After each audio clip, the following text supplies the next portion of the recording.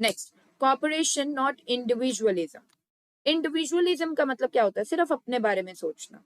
And cooperation का मतलब क्या होता है? सबके बारे में सोचना, एक दूसरे के साथ अंडरस्टैंडिंग डेवलप करते हुए म्यूचुअल गिव एंड टेक के साथ आगे बढ़ना।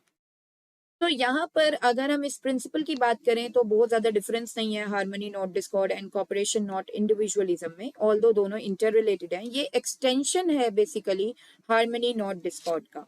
हार्मनी नॉट डिस्कॉर्ड में क्या बोला जाता है कि कॉन्फ्लिक्ट्स नहीं करने हैं, एक दूसरे के साथ बैलेंस मेंटेन करते हुए आगे चलना है, राइट। और यहाँ पर क्या बोला जाता है? Cooperation not individualism. यहाँ पे भी टीम स्पिरिट के ऊपर फोकस किया जाएगा, टीम वर्क करना चाहिए, एक दूसरे के साथ मिलकर काम करना है, ठीक है। इंडिविजुअली नहीं कि हाँ बस मुझे मुझे आगे बढ़ना है, आगे मुझे कोई लेना देना नहीं है मेरी कंपनी के मेंबर्स से, या मुझे कोई लेना देना नहीं है मेरी कंपनी की ग्रोथ से। ऐसा नहीं बिहेवियर होना चाहिए। Behaviour should be like that कि आपका फोकस होना चाहिए कि मैं तो आगे ग्रो करूं कंपनी के साथ, और साथ में जितने और हमारे मेंबर्स हैं कंपनी के वो भी साथ में ग्रो करें, ठीक है। जब भी उनको कोई मेरी हेल्प की जरूरत हो तो मैं उनकी हेल्प करूं, और मुझे उनकी हेल्प की जरूरत हो तो वो भी क्या करें? हेल्प करें, ठीक है। सो यहाँ पे कॉपरेशन को बोला जा रहा है, मैनेजर्स एंड वर्कर्स के बीच में क्या होना चाहिए? कॉपरेशन होना चाहिए। ये नहीं कि मैनेजर सिर्फ अपनी अपनी सोच रहे हैं और वर्कर सिर्फ अपनी अपनी सोच रहे हैं, ऐसे नहीं होना चाहिए। दोनों एक दूसरे के साथ मिलकर और एक दूसरे के साथ एक दूसरे के बारे में सोचते हुए आगे बढ़े, जिससे कि कंपनी का भी फायदा हो।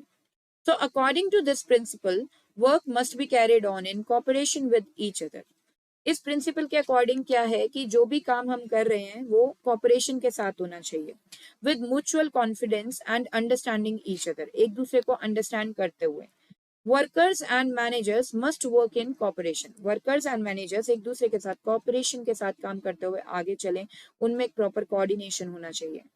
The management must take workers in confidence before setting up the standard task for them. अब यहाँ पे क्या बोला जा रहा है? यहाँ पर ये बोला जा रहा है कि मैनेजर अगर मान लो कोई डिसीजन लेता है तो वर्कर्स के सजेशंस वगैरह को ले, ठीक है। कोई टारगेट अगर फिक्स कर रहा है वर्कर्स के लिए तो वो टारगेट भी तभी फिक्स किया जाए वर्कर्स को कंसल्ट करने के बाद, ठीक है। जब वर्कर्स को एक इंपॉर्टेंस दी जाती है ना मैनेजमेंट की तरफ से, तो वर्कर्स का जो मोटिवेशन लेवल होता है वो क्या हो जाता है? वो इंक्रीज हो जाता है, और वर्कर्स अपना बेस्ट टू बेस्ट कंपनी को दे पाते हैं। So the management must take workers in confidence before setting up the standard task for them, because when standards or targets are set up in consultation with workers, then they will try their best to achieve it.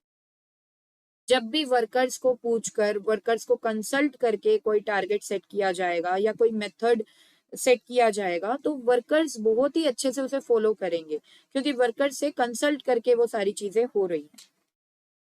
To have cooperation, management should welcome good suggestions of employees and they should be rewarded for their suggestions. क्या बोला जा रहा है कि अगर corporation चाहिए management को अपने एम्प्लॉयज का, तो मैनेजमेंट को क्या करना चाहिए? मैनेजमेंट को गुड सजेशंस के लिए रिवॉर्ड देने चाहिए, और मैनेजमेंट को एनकरेज भी करना चाहिए अपने एम्प्लॉयज को कि वो खुद क्या दें? सजेशंस दें, right. Next, at the same time, workers should not go on strike and make unreasonable demands.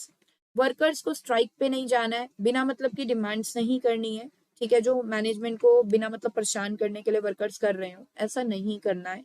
There must be open communication system. Communication system open होना चाहिए। मैनेजर को जब बात करनी है वर्कर से, वर्कर से वो बात कर सके, एंड वर्कर को जब मैनेजर से बात करनी है तो वो आराम से बात कर सके। ओपन कम्युनिकेशन सिस्टम होना चाहिए। ये नहीं कि हाँ उसकी पोस्ट अच्छी है तो वही सजेशन दे सकता है, जिसकी पोस्ट कम है वो नहीं दे सकता है, ऐसा नहीं होना चाहिए। Open communication system must be there, जिसमें कोई रिस्ट्रिक्शंस ना हो।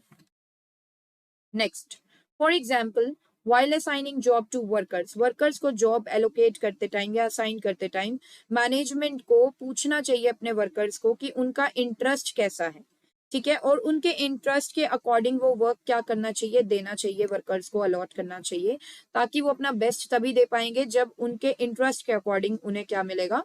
वर्क मिलेगा। So while assigning job to workers, if management asks them about their interest and then work is assigned according to their interest, definitely the workers will perform it more efficiently.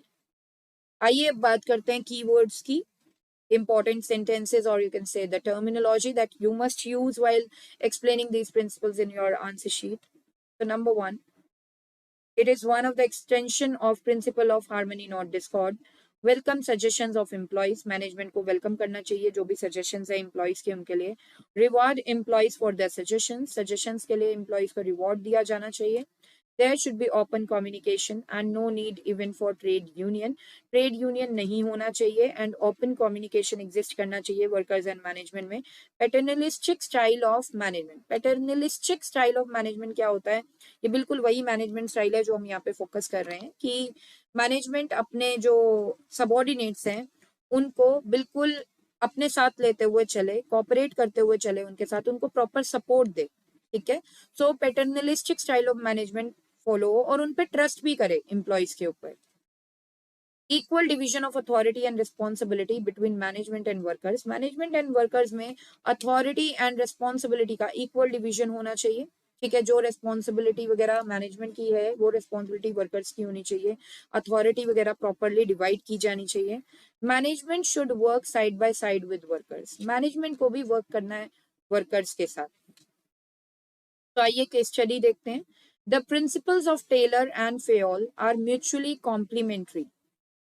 Principles of Taylor and Fayol कह रहे हैं कि दोनों क्या है? Complementary हैं, दोनों का कॉम्बिनेशन होना चाहिए, दोनों सब्सटीट्यूट नहीं है एक दूसरे के, लेकिन क्या है? कॉम्प्लीमेंट्री हैं कि दोनों फॉलो होने चाहिए ऑर्गेनाइजेशन में.